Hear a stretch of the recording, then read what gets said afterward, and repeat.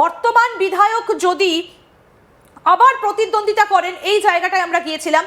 এবারে যে জায়গাটায় আমরা যাব, এপ্রিল মে মাসে নির্বাচন হলে আপনি কোন দল অবলিক জোটকে ভোট দেবেন। অর্থাৎ যদি এপ্রিল মে মাসের নাগাদ ভোট হয়, আমরা জানি যে মে মাসের মধ্যেই সরকার গঠন করতে হবে পশ্চিমবঙ্গে, এমনটাই আমরা স্বাভাবিকভাবে সবাই জানি। সুতরাং সেই জায়গায় দাঁড়িয়ে যে আপনি কাকে ভোট দেবেন, টিএমসি কে ভোট দেবেন বলছেন 39.6% মানুষ, বিজেপি প্লাস তাদেরকে বলা হচ্ছে 30.5% মানুষ বলছেন যে বিজেপিকে ভোট দেবেন। খুব ইন্টারেস্টিং, আমি একটু এই সংখ্যা দুটো আসতে বলবো। 39.6 এবং 30.5, অর্থাৎ এখানে প্রায় 40%, প্রায় 31%, মানে এবার টক্করটা কিন্তু একেবারে শেয়ানে। কৌশিক, গত বছর কতটা ডিফারেন্স ছিল ভোট শেয়ারে? দেখো, গত বছর পার্সেন্টেজে কিন্তু ভালোই একটা পার্থক্য ছিল, প্রায় মানে বিজেপির সঙ্গে তৃণমূলের 37% আসনের ক্ষেত্রে একটা পার্থক্য ছিল। কিন্তু এখানে যে প্রশ্নটা করা হলো, এপ্রিল মে মাসে ভোট হলে অবশ্যই পরিবর্তন হতে পারে। তার মূল কারণ হচ্ছে আমরা এখনো জানি না কিন্তু মমতা বন্দ্যোপাধ্যায়ের মাস্টার স্ট্রোক কি। আর কদিন পরে রাজ্য বাজেট রয়েছে, সেই বাজেটে তার আগে আরেকটু বলি, এ মাসেরই 28 তারিখ সিঙ্গুরে যাচ্ছেন মমতা বন্দ্যোপাধ্যায়, যে সিঙ্গুর রাজ্য রাজনীতির পালাবদল ঘটিয়ে দিয়েছিল একদম। এবং প্রধানমন্ত্রী এসেছিলেন, তিনিও কিন্তু কোনো রকম বার্তা দিতে পারেননি শিল্পায়নের। এখন মমতা বন্দ্যোপাধ্যায় যদি কোনো রকম বার্তা দিতে পারেন, সেদিকেও মানুষ তাকিয়ে আছে। তখনও কিন্তু মানুষের জনাদেশ কোন দিকে যাবে সেই সিদ্ধান্ত মানুষ তখন নেবেন। পাশাপাশি এটাও বলা দরকার, এটা আসন্ন বিধানসভা অধিবেশন হচ্ছে বিধানসভা নির্বাচনের আগে শেষ অধিবেশন। শেষ রাজ্য বাজেট হচ্ছে এই বিধানসভা নির্বাচনের আগে শেষ রাজ্য বাজেট, 1 ফেব্রুয়ারি 2 ফেব্রুয়ারি শুরু হতে চলেছে। সেই বাজেটে মমতা বন্দ্যোপাধ্যায় রাজ্যবাসীর জন্য কি চমক দেন, তার উপরে নির্ভর করবে তার প্রাপ্ত ভোটের সংখ্যা। সেটা 39%, 39.6% নাকি 50.6 সামথিং কিছু একটা, সেটা কিন্তু নির্ভর করবে রাজ্য বাজেটের ঘোষণার পরে। সেখানে ট্যাক্স কতটা মুকুব হবে, নিত্য প্রয়োজনীয় দ্রব্যের ওপর থেকে সেস বা শুল্ক কমানো হবে কিনা। কারণ দেখো, নিত্য প্রয়োজনীয় মূল্য বৃদ্ধির তো একটা মারাত্মক ব্যাপার, গোটা দেশের সঙ্গে জড়িত। এ রাজ্যের ক্ষেত্রে যেটা হতে পারে, তারা শুল্কটা কমাতে পারে। যদি শুল্ক কমায়, রাজ্যের তরফ থেকে যে শুল্কটা রয়েছে সেটা যদি কমায়, তাহলে দেখো রান্নার গ্যাসের দামও কমবে কিছুটা, পেট্রোল ডিজেলের দামও কিছুটা কমবে। তার সঙ্গে যুক্ত মানে একদম সম্পৃক্ত ভাবে সামগ্রিক, মানে রান্নাঘরের হেসেলে চাপটা কমলে আমাদের পকেটে দুটো পয়সা বাঁচবে। এটা খুব স্বাভাবিক, যেটা আমরা সাধারণভাবে বুঝতে পারি। এপ্রিল মে মাসের নির্বাচন হলে আপনি কোন দলকে ভোট দেবেন, এবার সেই বিষয়টাতে আসবো। তৃণমূলকে ভোট দেবেন পুরুষ মহিলা 37%, টিএমসি মহিলা 43%। আমি একটু দেখিয়ে দিই সোশ্যাল গ্রুপটাতে, এবার যাই।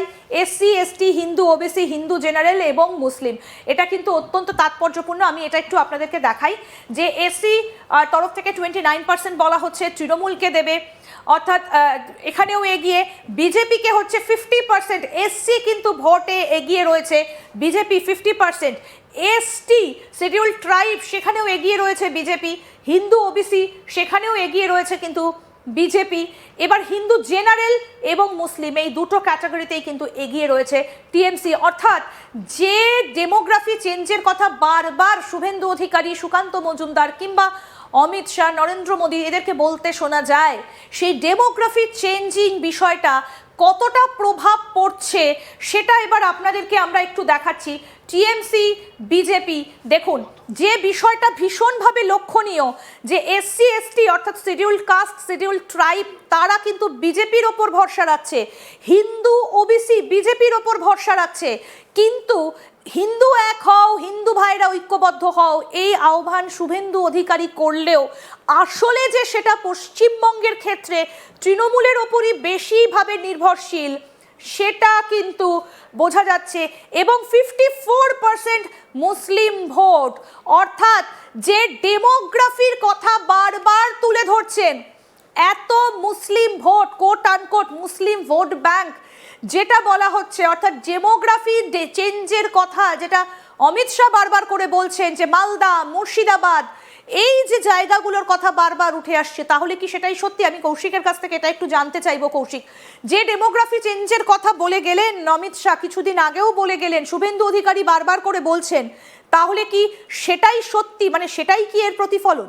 দেখো, সীমান্তবর্তী এলাকাগুলোতে, আমি ডেমোগ্রাফি এবং ভৌগোলিক অবস্থানের কথা বলছি, আমাদের রাজ্যের বাংলাদেশ সংলগ্ন বা সুন্দরবন যে সীমান্তবর্তী এলাকাগুলো রয়েছে বাংলাদেশের সঙ্গে যুক্ত, সেই জায়গাগুলোতে কিন্তু কিছুটা হলেও প্রভাব পড়বে। দুটো কারণে তার প্রভাব পড়বে, একটা হচ্ছে শরণার্থী অনুপ্রবেশ, আরেকটা হচ্ছে বৈধ ভোটার। এই যে স্পেশাল, দেখো আমি এখানে তোমাকে একটু শুভেন্দু অধিকারীর কথার সূত্র ধরে বলবো, শরণার্থী এবং অনুপ্রবেশকারীর কিন্তু আলাদা ডেফিনেশন বেঁধে দিয়েছেন শুভেন্দু অধিকারী। তুমি কার কথা বলছো? না, আমি বলছি যাদের বৈধ কাগজপত্র নেই, হ্যাঁ মানে তুমি অনুপ্রবেশকারীর কথা বলছি। আমি শরণার্থীদের কথাও বলছি, যাদের কাগজপত্র নেই, প্রতিদিন যাদেরকে পাঠিয়ে দেওয়া হচ্ছে প্রচুর মানুষকে, যারা ঢুকে পড়ছেন চিকিৎসা করাতে, চাষ করাতে, গরু নিয়ে আসছেন এপারে আর যাচ্ছেন না, সেই সব মানুষের কথাও বলছি। পাশাপাশি যাদের কাছে বৈধ কাগজপত্র নেই, ভারতে বসবাস করার জন্যে সঙ্গতিপূর্ণ যে কাগজপত্র সেগুলো যাদের কাছে নেই তাদের কথা বলছি। সেখানে কিন্তু এরকমও হয়েছে, মফস্বলে যাদের বাড়ি, রেল লাইনের ধারে অসংখ্য ঝুপড়ি, তাদের কিন্তু ভোটার কার্ড আছে, অথচ 2002 সালে তাদের নাম ছিল না। উত্তর চব্বিশ পরগনার বিস্তীর্ণ এলাকা থেকে শুরু করে একদম চলে যাচ্ছি আমি দক্ষিণ চব্বিশ পরগনার শুরু থেকে, কলকাতা থেকে যেটা শুরু হচ্ছে, ঢাকুরিয়া রেল ব্রিজের পাশের অসংখ্য ঝুপড়ি, সেই ঝুপড়ির বাসিন্দাদের কিন্তু ভোটার কার্ড রয়েছে। দিয়েছে কে? লোকাল প্রশাসন। 2002-তে তাদের ছিল না, তাদের প্রত্যেককে এসআইআরে ডাকা হচ্ছে, এবং সেখান থেকে যে সমস্যাটা তৈরি হচ্ছে, যেই তারা স্থানীয় প্রশাসনের সাহায্য পাচ্ছে, তাদের ভোটটা কিন্তু চলে আসছে আমাকে তৃণমূলের অমুক দাদা সাহায্য করে তাকেই ভোটটা দেব, সেটা আজকে ভোট হোক বা পরের বছর সেপ্টেম্বরে ভোট হোক। এই যে বদলটা, এটা কিন্তু এলাকা অনুযায়ী হবে।